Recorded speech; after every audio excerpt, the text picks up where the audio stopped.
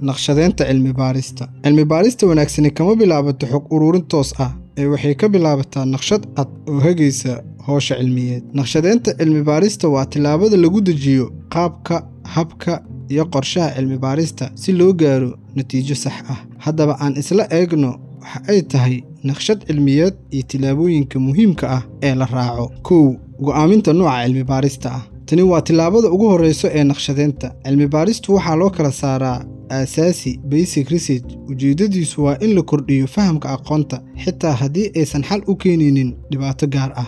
Wax ku oolnimo applied research waxaa lagu bartilmaameedsadaa xal u helidda dhibaato gaar ah oo nolosha dhabta ah ka jirto. Naqshadeynta cilmi baaristu waxay ku xirnaan doontaa midka la doorto. 2. Xulashada habka cilmi baarista. Habka cilmiyeed wuxuu qeexaa sida ay su'aasha cilmi baarista looga jawaabayo, waxaana la kala doortaa ma hab tirakoob ahba qualitative marka la doonayo in la cabiro tirooyin sida tirada dadka adeeg ka faa'iideystay, mise waa hab tayo ah qualitative marka la baarayo dareen ama sabab ku gadaaman arrin gaar ah, ama isku geynta labadii hab ee hore ee mixed method si loo helo natiijooyin dhammaystiran oo la gaari karo. Habka aad doorato wuxuu go'aamin doonaa tilaabooyinka kale ee naqshadeynta. 3. Qeexidda isha xogta data source. Naqshadda cilmiyeed waxa ay qeexdaa halka xogta laga heli doono. Xogta cilmi baaristu waa mid hora secondary data, taasoo macnaheedu tahay buugaag, warbixinno iyo xog cilmiyeed horeete. Mise waa xog cusub primary data, taasoo macnaheedu tahay in xogta laga helayo su'aalo, wareysiyo ama tijaabooyin. Waxaa sidoo kale inta muhiim ah in la kala doorto yaa laga qaadi doonaa xogta,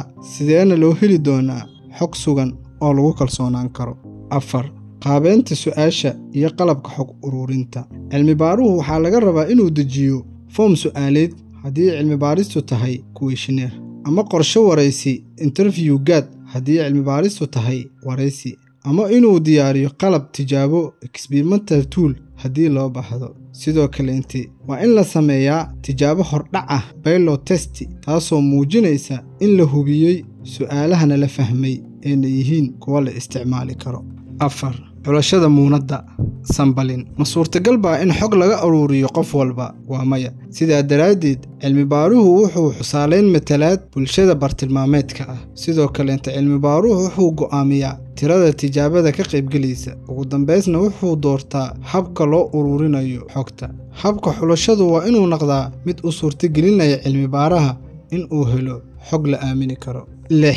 Tixgelinta anshaxa cilmiyeed. Waa in naqshad cilmiyeed kasta doortaa sirta ka qaybgalayaasha, sidoo kale heshaa oggolaansho furan kana fogaataa waxyaalo kasta oo suurtagal ah. Anshaxa cilmiyeed wuxuu muhiim u yahay kalsoonida cilmi baarista iyo sumcadda cilmi baaraha. Ugu dambeyn, naqshadeynta cilmi baaristu waa saldhigga cilmi baarista la isku halayn karo, waana marxaladda la dejiyo su'aalaha cilmiyeed, habka xog ururinta iyo sida loo gaari doono natiijo sax ah. Cilmi baaris aan lahayn naqshad cilmiyeed oo la hubo waxay noqon kartaa mid jahwareer ah, natiijo la'aanna ku dhamaata. Sidaa darteed naqshad cad ayaa keenta natiijo sugan.